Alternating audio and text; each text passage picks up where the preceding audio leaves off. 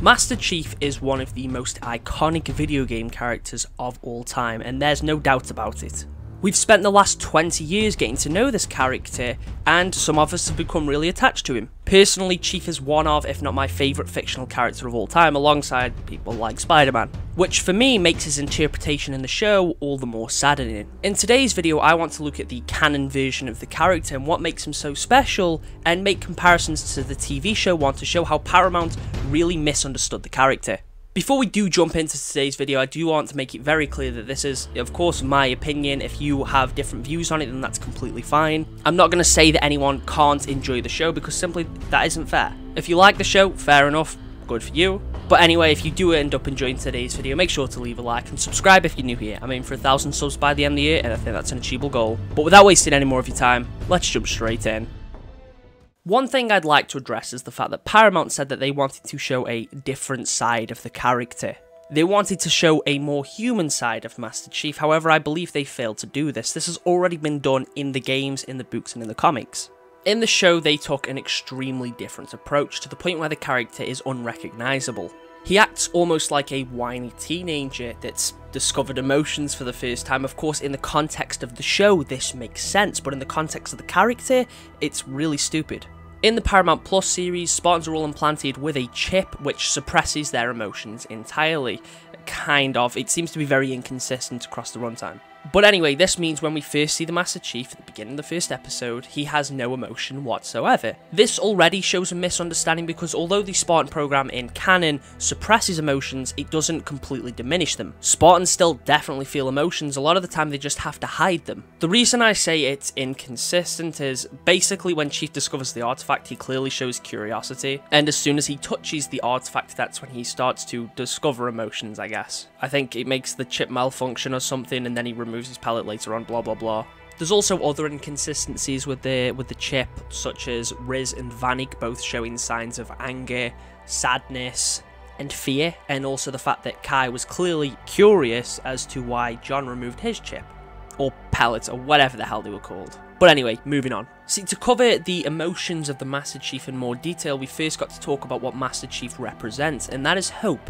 He's the poster child of the UNSC, and he exists to give humanity hope. Now, in the games, of course, Master Chief is supposed to be a blank slate for the player to project themselves onto. This was definitely the case earlier on, however, across the games, he started to develop more of his own character traits. There's also books and comics too. Even in his later entries, you can still project yourself onto him, but Chief now has his own character. This is something that the show writers and even the actor that played Chief, this is something they failed to acknowledge too. Yes, Chief does exist for the player to project themselves onto, but that does not mean that he has no character. But anyway, returning to my point about what Master Chief represents. He's acutely aware that people look up to him, and because of that, he has to sort of hide how he feels a lot of the time. He keeps pushing himself and he keeps fighting because, as he said in the game, that's all he knows. But a lot of the time, Chief's emotions in the games, comics, books, are usually shown through the way he speaks or through body language. In the show, this feels very different. Everyone knows by now Chief in the show takes his helmet off. Now, this, at first, I was kind of annoyed by, but eventually this sort of became one of the lesser issues. The show writers mentioned that The Mandalorian was a huge inspiration because it showed that a character that wears a helmet all the time can work as a lead, except they didn't really follow through with this at all, and Chief almost never wears his helmet. Master Chief isn't a Mandalorian at the end of the day. He doesn't need to wear his helmet all the time. But I feel like his reasoning for taking it off is pretty daft. Essentially, the guy that plays Chief said in an interview that it's impossible to empathise or relate to a character that wears a helmet all the time. This is something that I completely disagree with. You can still very much find a character relatable through their actions, through their voice, through their body language. You can still have an emotional connection to a character based on the things that they say or do. They don't have to show their face all the time. And like I said, I don't have a huge issue anymore with the fact that Chief takes his helmet off in the series, but the reasoning before it is completely ridiculous. Personally, I think it shows you're much more talented when you can act with body language and just your voice and not need to express everything with your face. Everyone, of course, has different methods, and I'm not an actor myself, so I'm not exactly the best person to comment on it, but I find it much more impressive when I see characters acting with body language. And Mandalorian isn't the only example where something like this has been done. The Halo games are a perfect example. Star Wars, like characters like Darth Vader are a good example. Hell, even Red vs. Blue, where most of the time the characters are just bobbing their heads, they still show more emotion. The show writers clearly looked at the Master Chief as an emotionless husk and tried to change that, except it wasn't something that needed changing because it already wasn't the case. Looking at Halo 3 as an example, if you look at Johnson's death when Chief goes over to him as he's dying, Chief is clearly upset. When he finds Cortana for the first time, he's clearly sort of joyous. You see that through his body language and the way that he speaks. The most iconic moment for this is definitely Cortana's death in Halo 4. Chief is verbally upset, you can tell this through his words, and also through his body language. He's almost more slouched. This is a really depressing moment in the game, and the player will share the same emotion as Chief because Cortana at this point in time is also a character that we've known for for 10 plus years. But if we're here... It worked. You did it. Just like you always do.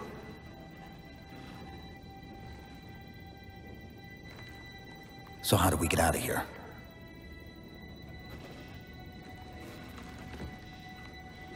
I'm not coming with you this time.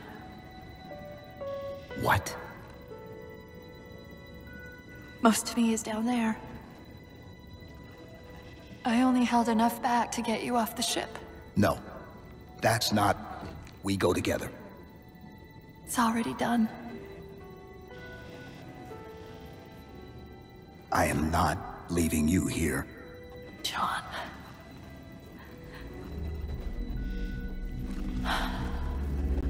I've waited so long to do that. It was my job to take care of you. We were supposed to take care of each other. And we did. Cortana, please. There's also a really nice moment that follows up after that one. Chief is standing in the Infinity overlooking planet Earth. He's quite slouched until Lasky comes in. He realises there's someone else there and he sort of stiffens up. He doesn't want himself to look vulnerable around other people. It's a very subtle detail, but one that I greatly appreciate and adds a lot to his character. Infinite is something that also greatly expands on this with its campaign.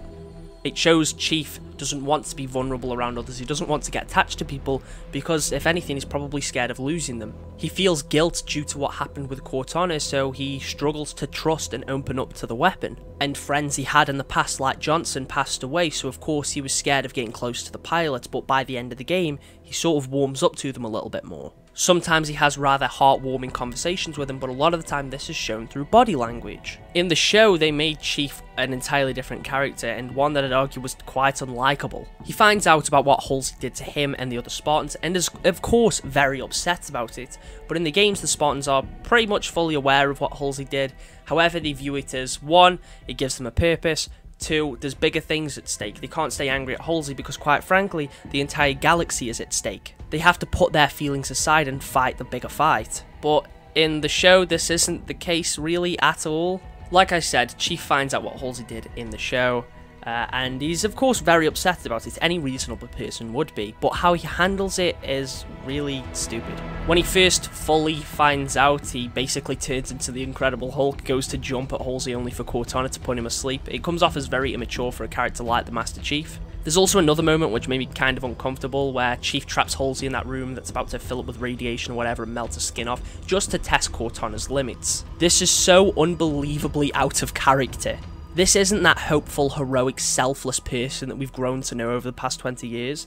This is an immature child. I'm not saying how he feels is unreasonable, I get why he's upset, but the way he handles it is terrible. There's also other moments for the character that feel very off. For example, when Chief goes to meet Soren, they go to that sort of mentally ill guy that's telling them about the ring or whatever. Chief pins him up against a wall and shouts at him, asking what he is. Not once in 20 years has Chief ever really shouted or raised his voice like that, especially not to someone that is clearly supposed to be mentally ill. I really think they made Chief in the show extremely unlikable, which is all the more depressing. He is my favourite Halo character, but in the series, he's not the same. Not in the slightest. And the only way that Paramount could make him like he is in the games, or at least how they think he is in the games, is to essentially kill him off. In the finale, Chief basically dies, just so Cortana can pilot his corpse and become the Master Chief. It seems like Paramount thought the only way they could make him into the same character is to strip him away of his humanity, which is so unbelievably out of the window stupid. His humanity a lot of the time is what makes him a hero, and the fact that Paramount failed to acknowledge that is honestly so upsetting. I'm assuming John's death isn't something that's going to be permanent, and in the second season he'll probably be alive and well and ready to work with Cortana. But either way, it just seemed like a very poor excuse. It was really done because of the very terrible plot point of the fact that only 2 people could touch the artifact, and whenever they touch them they get stun locked. Whereas in the games, literally any human can function Forerunner stuff. Again, it just shows a lack of understanding of the franchise that they were working with. But we're not talking about the franchise as a whole today, we're talking about Chief and how they misunderstood his character. There's a really stupid line. One of the UNSC commander ladies basically says to Chief, hey, if you're going to go on this mission, John has to die and only the Master Chief can be there. Obviously that isn't exactly how the line went, but it just felt oddly forced, almost as if it was basically written just for a trailer rather than for the show. And it's crazy how they ended up going all the way with that idea, stripping the human side of him away, making him literally a robot. There's also the way that Chief acted with Cortana throughout the show and how just instantly untrusting he was. He just acted like a child when he was introduced to her, and this isn't Master Chief. All the stuff with Cortana was also handled terribly. I mean, her characteristics were fine, but the way everything else was set up was complete garbage. Again, though, that isn't the topic today. The final things I wanted to talk about in regards to Master Chief's emotions are the stuff with McKee, the lady that Chief falls in love with, the one that was a Covenant spy. Everything to do with that felt so forced. Chief fell in love with her instantly, she fell in love with Chief instantly. It happened so quickly even though there was no real chemistry there. This was supposedly done so that Chief could show emotion with another person and show that he can be vulnerable and connect to another person. But there's other ways to connect with people other than just physically, since that's the route they wanted to take with the show. Yep, my favourite parts of the Halo games are when Master Chief starts clapping cheeks. I mean, really, Chief doesn't even need to be in a relationship in the series, but like even then, ignoring that, the way that it was handled was honestly terrible.